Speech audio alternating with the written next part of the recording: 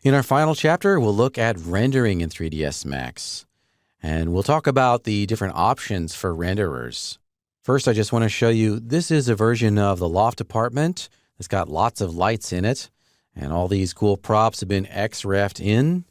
And I've rendered some samples from different camera angles with different lighting setups. Let's take a look at those. These were all done with the ART Autodesk Ray Trace renderer. And because of that, they look pretty good. It's a physically accurate renderer that's pretty low maintenance. I didn't have to do a lot to set up these scenes. However, that comes at the cost of render time. Because of the complexity of these scenes, they took many hours to render. Some of them took up to 8 hours to render a single frame. Just be aware that that's what you have to work with ART currently. Let's look at our options for renderers in a stock installation of 3ds Max. We've got the Scanline renderer, the Quicksilver hardware renderer, ART or Autodesk Ray Tracer, and 2 NVIDIA plugins, iRay and Mental Ray. The Scanline renderer is the original renderer that came with 3ds Max when version 1 came out. And it's pretty fast compared to something like Mental Ray or ART. However, it's not physically accurate. You can't expect to get effects like light bouncing off of surfaces to illuminate nearby surfaces. The Scanline renderer is not really able to do that. So it's got just basic features. But if you're trying to get a non-photorealistic rendering that's got a kind of computer graphic stylized look, then the Scanline renderer is going to be your best choice. The Quicksilver hardware renderer is extremely fast. As we'll see, we can set the Quicksilver renderer to render in 1 second per frame, and it'll blast through an animation pretty quickly. It does that because it uses the GPU, or the video hardware, in order to calculate the images.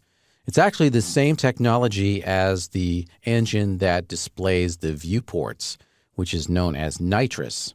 Nitrous is the viewport version of the hardware renderer, and Quicksilver is the offline version that is able to save out files.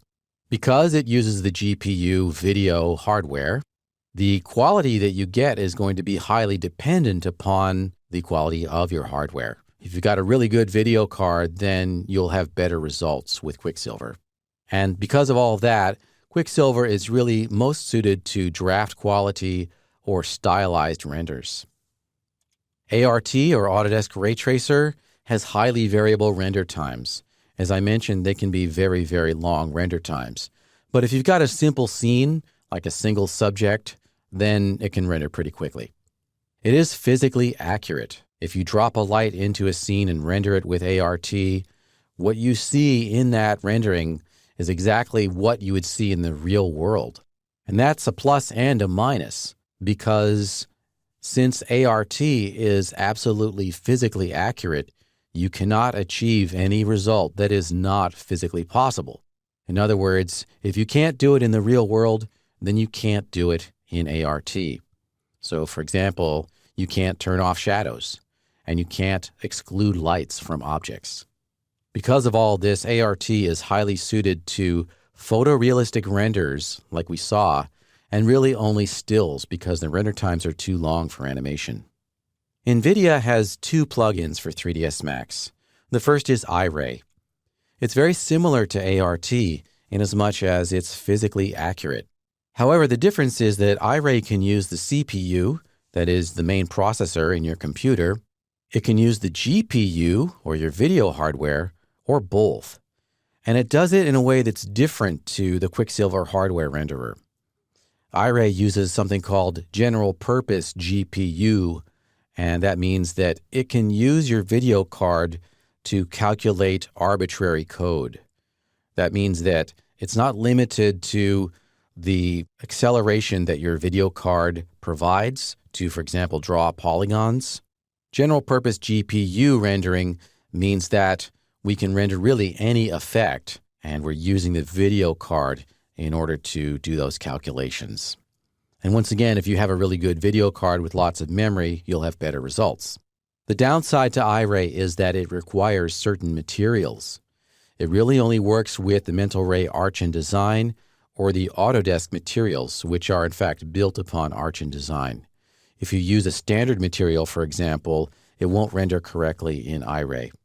Finally, we come to NVIDIA Mental Ray, and it's by far the most versatile of all of these renderers. You can achieve very realistic effects, and you can also achieve very stylized effects using Mental Ray.